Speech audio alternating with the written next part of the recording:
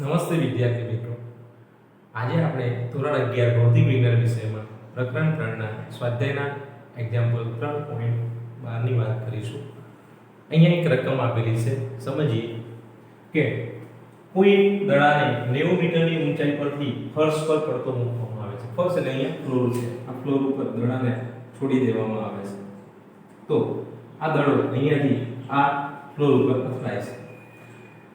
ફર્શ સાથેના પ્રત્યેક સંઘાત દરમિયાન, સંઘાત એટલે અહીંયા અથડામણ જે થાય છે એનું નામ પાડેલું છે સંઘાત.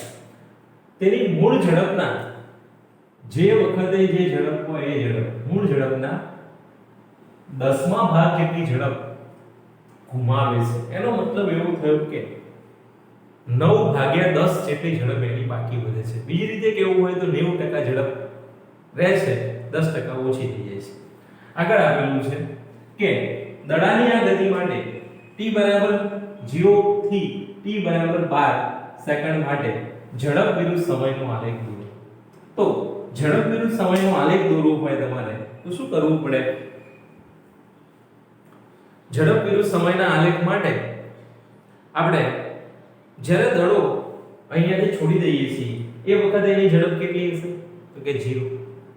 અથડાશે ત્યારે એની ઝડપ કેટલી હશે એ શોધી લઈએ. અથડાઈ જ્યારે ઉપર જશે ત્યારે કેટલી હશે? પાછી અહીંયા ઉપરથી પાછો આવશે ત્યારે કેટલી હશે? એટલે અહીંયા તમારે શું કરવું પડે?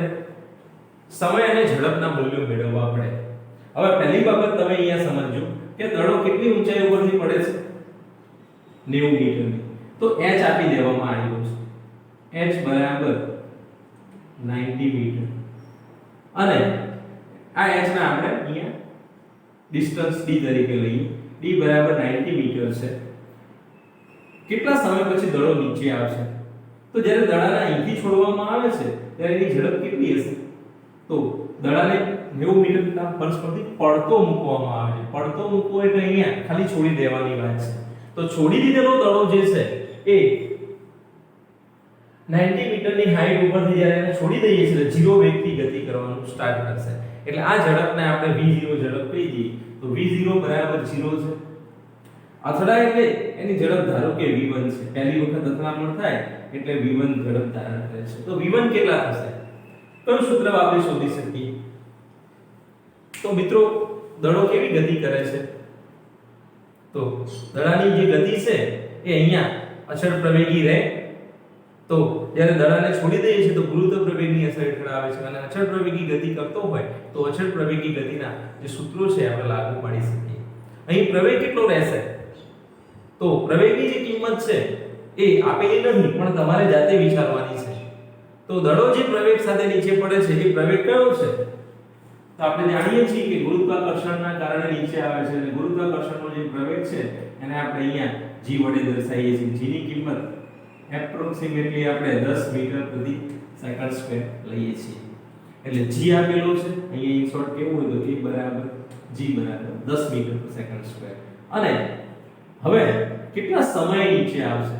તો હું સૌપ્રથમ મારે t1 t બરાબર 0 સમયે છોડીએ. t1 સમયે એ અહીંયા આવે છે. તો આ t1 ફાઇન્ડ કરવા છે અને એ વખતે એનો વેગ કેટલો હશે એ v1 ફાઇન્ડ કરવા છે. હવે t1 અને v1 બંને ફાઇન્ડ કરવા હોય તો કયું સૂત્ર વાપરી શકાય? તો શું આપેલું છે? તો કે પ્રારંભિક વેગ ખબર છે 0 છે, અંતિમ વેગ શોધવો છે, અંતર આપેલું છે અને પ્રવેગ આપેલો છે. તો કયું સૂત્ર વાપરીએ તો આપણને અહીંયા સમય મળીએ. પછી સમય મળી જશે પછી તમે નક્કી કરશો કે આ સમય કેટલો વેગ? તો પ્રારંભિક વેગ ખબર છે, પ્રવેગ ખબર છે અને અંતિમ વેગ શોધવાનો છે. એટલે આપણે અહીંયા t અને v ફાઇન્ડ કરવા છે. તો સ્ટાર્ટિંગમાં t અને v કેટલા હતા? તો સ્ટાર્ટિંગ ની અંદર t નો જવાબ જ્યારે 0 હતો ત્યારે v નો જવાબ પણ 0 હતો. એટલે આલેખ દોરવા માટે t અને v ના મૂલ્યોની જરૂર પડે. તો t1 અને v1 ફાઇન્ડ કરવા છે. ચલો આ પોઝિશનમાં દડો આવે ત્યારે એનો વેગ અને એનો સમય.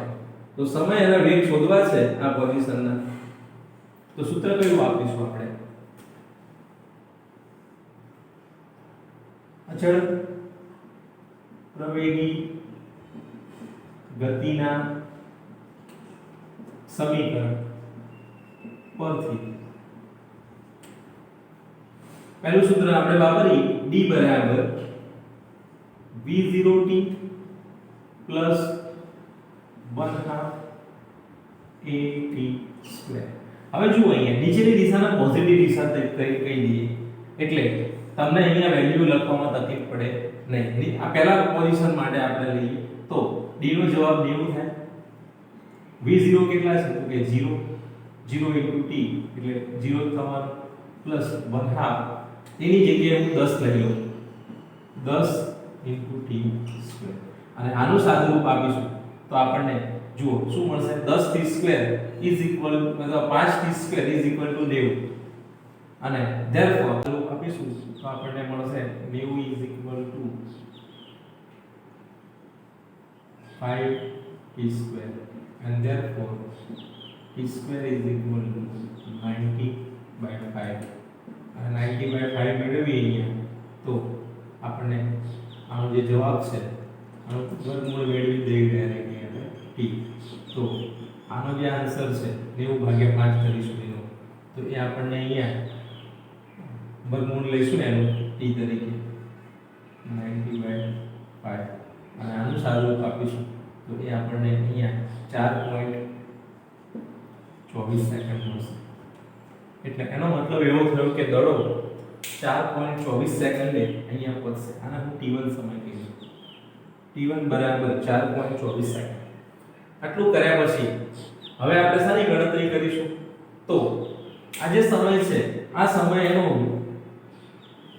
વેગ કેટલો હશે એટલે અહીંથી બીજો પોર્શન વેગ માટે t1 સમયે ચલો t1 સમયે વેગ શોધવો છે. કયું સૂત્ર વાપરીશું તો તમે જુઓ અહીંયા v0 આપેલા છે v શોધવો છે તો v બરાબર v0 પ્લસ 80 પરથી શું થશે v ની જગ્યાએ વેલ્યુ શોધવી છે એટલે v1 અહીંયા v0 0 હતા એની જગ્યાએ 10 અને t લાયા આપણે 4.24 સેકન્ડની અંદર બરાબર. તો આ જે જવાબ છે એ આપણને કેટલો મળે છે અહીંયા 42.4 મીટર પર સેકન્ડ.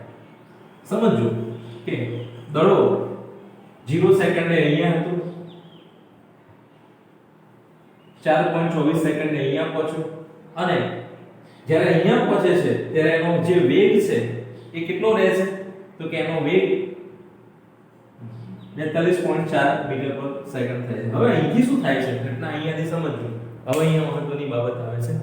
અહીંયાથી જ્યારે દડો ઉપર જાય છે અથડાઈને આપણે જોઈએ છીએ કે છોકરાઓ દડા રમતા હોય છે ત્યારે દડો નીચે ફેંકે છે એટલે અથડાઈને ઉપર આવે છે. તો જેટલો ફેંક્યો એટલી હાઈટ આવતી નથી. તો એનું કારણ આપણે શું કહીએ છીએ અથડામણ વખતે થોડી ઘણી ઊર્જા ઓછી થાય છે. સેમ બાબત અહીંયા લાગુ પડે છે કે દડો જ્યારે નીચે પડે છે ફ્લોર સાથે અથડાય છે એટલે થોડી ઊર્જા ગુમાવી દે છે અને એ 10% ઊર્જા ગુમાવી દે છે તો હવે દડો પહેલા પહોંચતો તો એટલી હાઈટ પહોંચી શકતો નથી. તો એના માટે આપણે શું કરવું જોઈએ હવે તો એના માટે અહીંથી ધારો કે દડો અથડાયા પછીની પોઝિશન બતાવું કે દડો અહીંથી અથડાઈ ધારો કે આટલા સુધી જાય છે તો આ પોઝિશનના અહીંનો વેગ v2 ધારી લઈએ અહીંનો વેગ v3 કહી દઈએ અને અહીંયાથી અહીંયા જે જવા લાગે છે એ સમય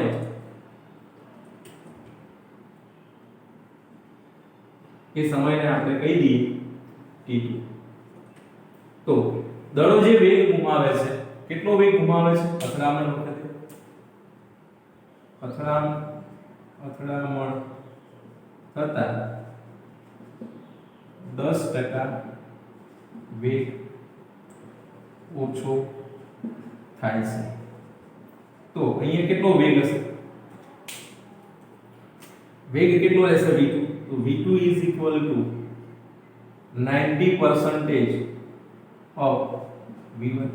ચલો v1 શોધી લાયેલા છે તો તો 90% એટલે 90 ભાગ્યા 100 ગુણ્યા 42.4 અને આનું સાદુરૂપ આપીશું તો આપણને આનો જે આન્સર છે એ અહીંયા પ્રાપ્ત થશે.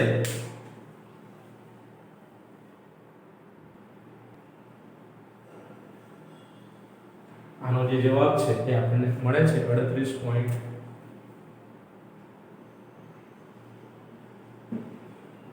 38.16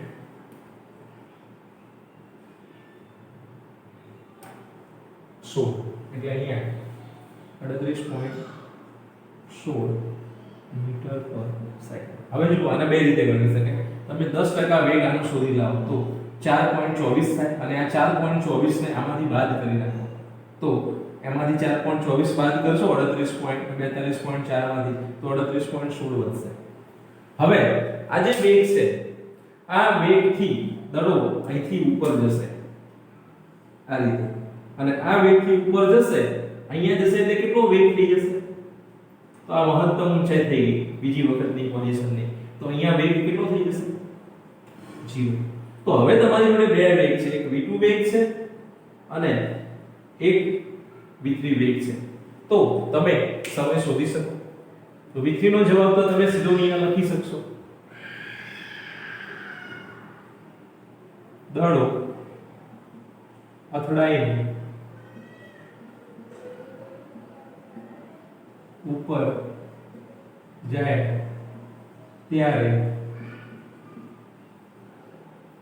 મહત્તમ ઊંચાઈએ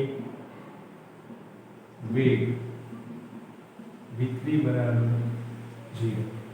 તો હવે તમે આ ભાગ માટે આટલાથી આટલા ભાગ માટે સૂત્ર વાપરો તો આ સમીકરણ પ્રમાણે v બરાબર v0 at જે સૂત્ર છે પરથી શું લખાય તો અહીંયા v ની જગ્યાએ શું લખી દઉં અંતિમ વેગ એટલે 0 v0 ની જગ્યાએ પ્રારંભિક વેગ એટલે અહીંયા મારે લખવું હોય તો v2 લખવા પડે એટલે અહીંયા આને સુધારી દઈએ આ રીતે અહીંયા લખી દઈએ v3 અહીંયા લખી દઈએ v2 તો 0 અહીંયા આવશે 38.16 અને વત્તા 10t.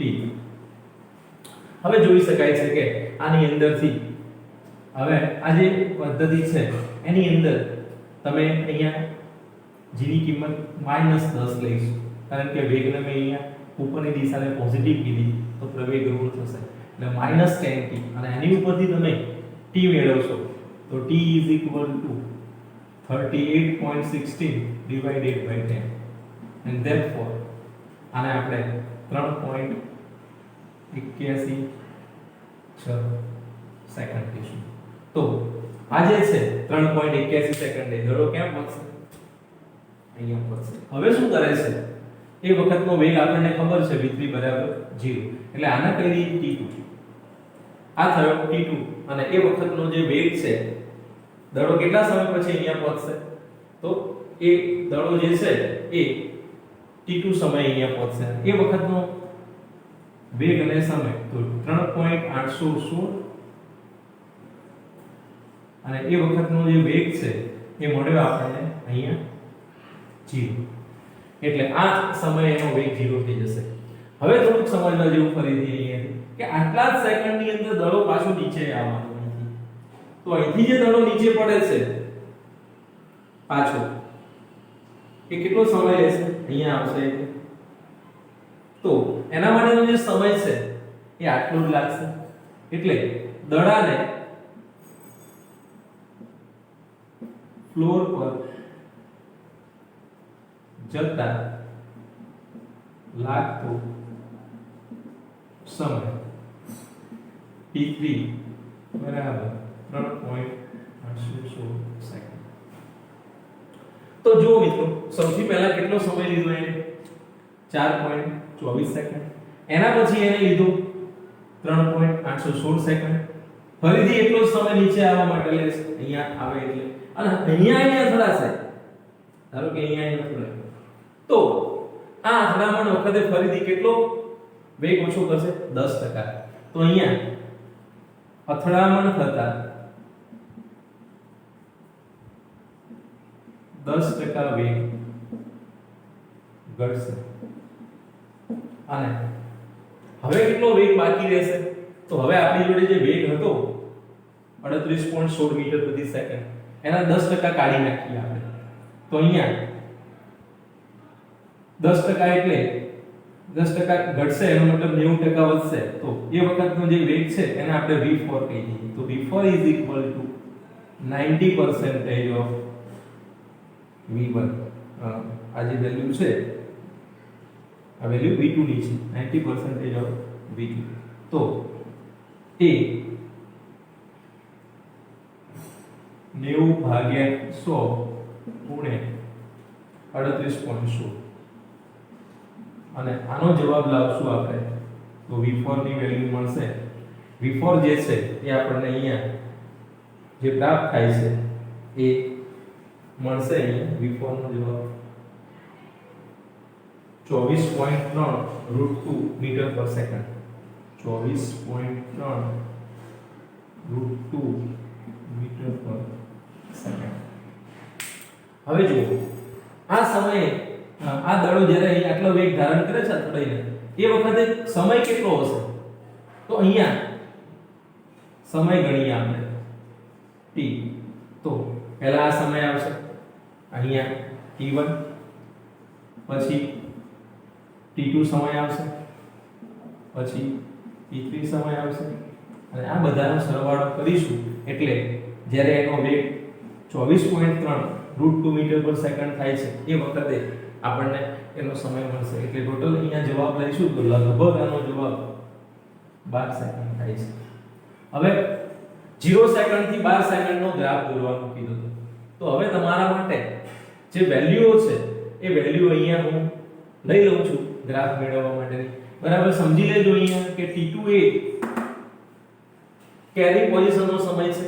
તો દડો જ્યારે અહીંથી અથડાઈને ઉપર આવે છે અહીંયા એ વખતનો સમય છે. તો એ જે સમય છે એ તમારે અહીંયા આ રીતે બતાવવું પડશે. સમય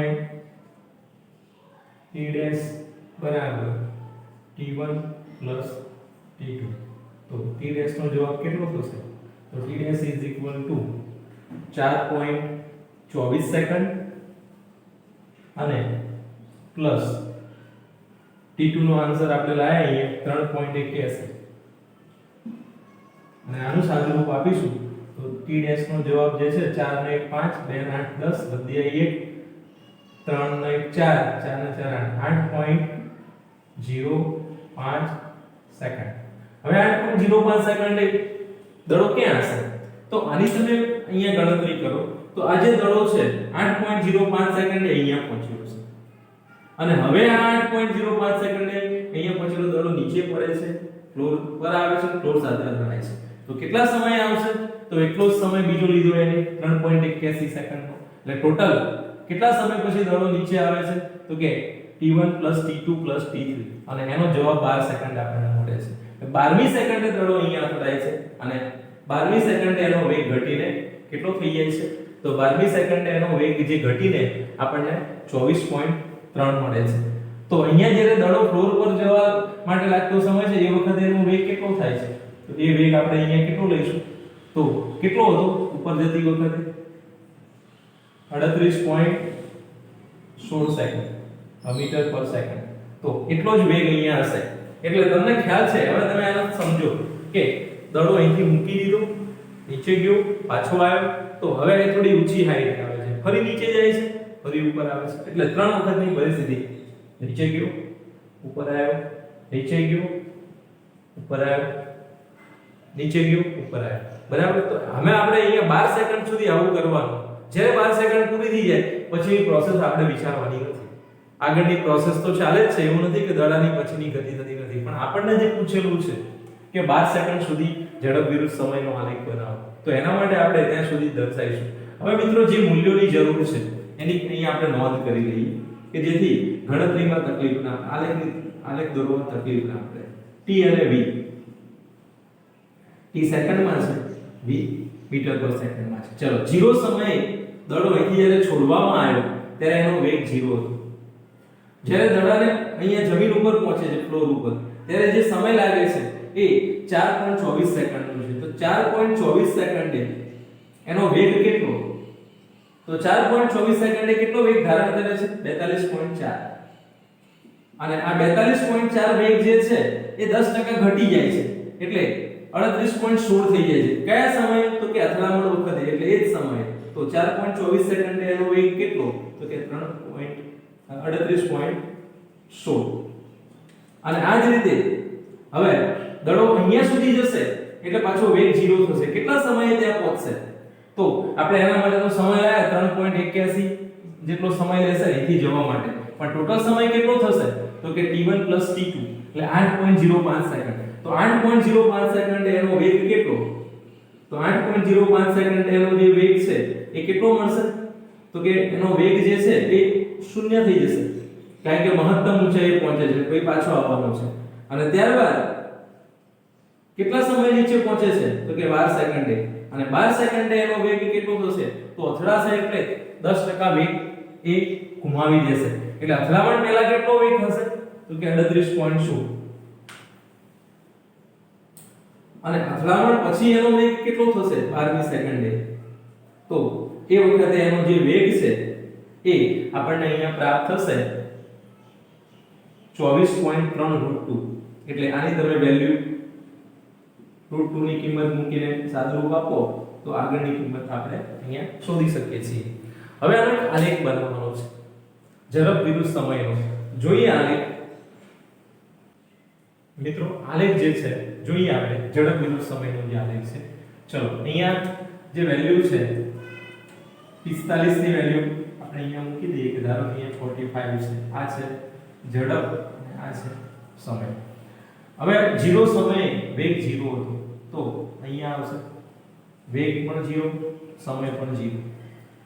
4.24 સેકન્ડે વેગ કેટલો છે? તો 42.4. હવે 4.24 સેકન્ડ આવે કે તો 4 થી આગળ આવશે એટલે અહીંયા, અને વેગ ધારો કે અહીંયા 42.4 છે. તો આ રીતે 4.24 સેકન્ડ એટલે અહીંયા અને આ લાઈન આ રીતે લઈએ અને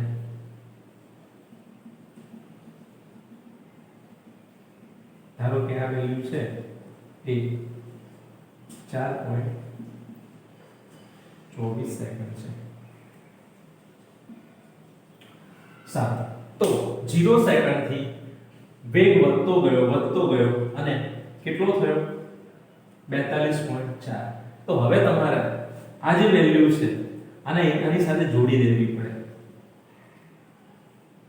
પછી શું થાય છે હું પોઈન્ટો બતાવી દઉં. 4.24 સેકન્ડે ફરીથી એનો વેગ 10% ઘટી જાય છે. 10% ઘટીને 38.16 થઈ જાય છે. એટલે ધારો કે 38.16 છે.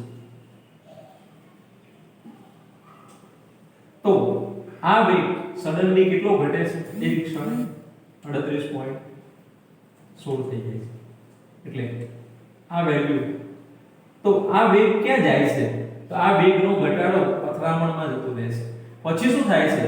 તો 8.05 સેકન્ડે વેગ જે છે એ 0 થઈ જાય છે. એટલે 8.05 સેકન્ડ અહીંયા છે, બરાબર. 8 સેકન્ડે સમજી લો 0.05 છે એટલે એ વખતનો વેગ 0 છે. એટલે આ ગ્રાફ જે છે આને આપણે અહીંયાથી આની સાથે જોડી દઈશું.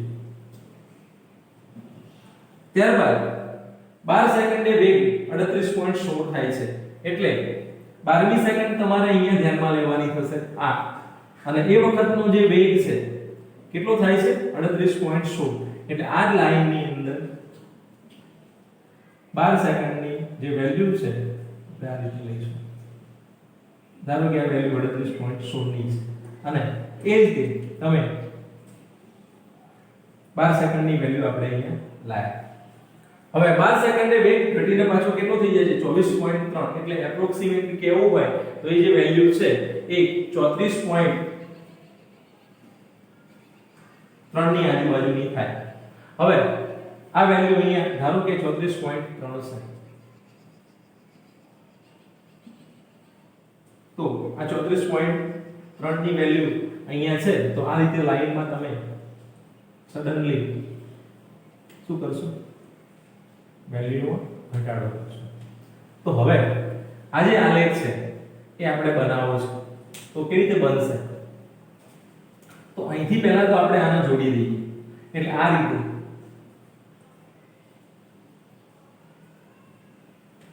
આ સીધી રેખા આવશે, પછી ઘટાડો થશે, પછી પાછો આની અંદર ડ્રોપ થશે, 8 સેકન્ડે 0 થઈ જશે,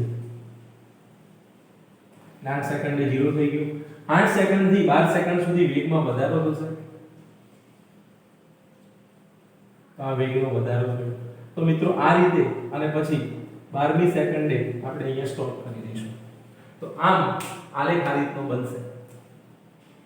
વેગની અંદર આ આલેખ અહીંથી તમે સમજો કે ઉપરની સાઈડે છે, આ તો આપણે વ્યવસ્થિત દોરાય એટલા માટે ઉપરથી નીચે દોરીએ છીએ.